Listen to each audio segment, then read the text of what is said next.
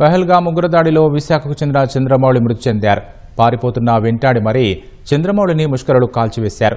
చంపొద్దని వేడుకున్న ఉగ్రవాదులు కనికరం చూపలేదు.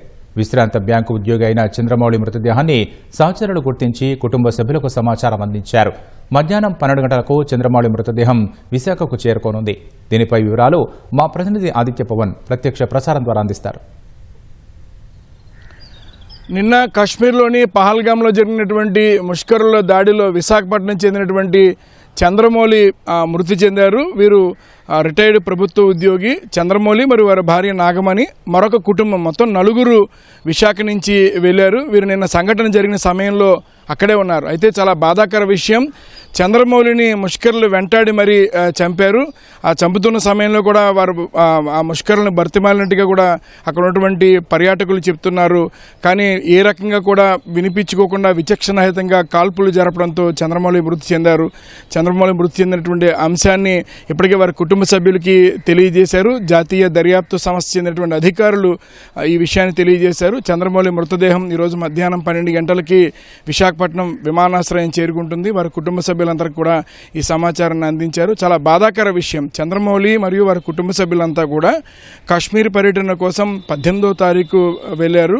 అయితే నిన్న సంఘటన జరిగిన సమయంలో అక్కడే ఉన్నారు.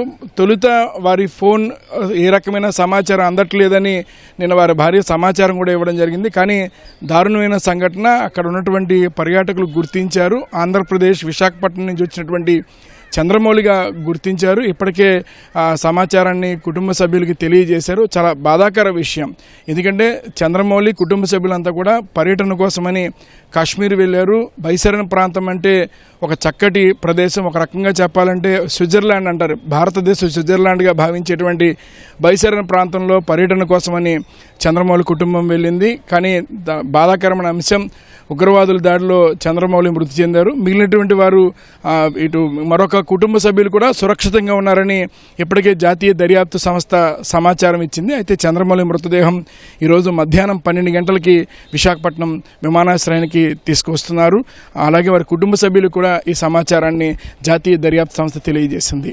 కెమెరా పర్సన్ ఏ శ్రీనివాస్తో ఆదిత్య పవన్, విశాఖపట్నం.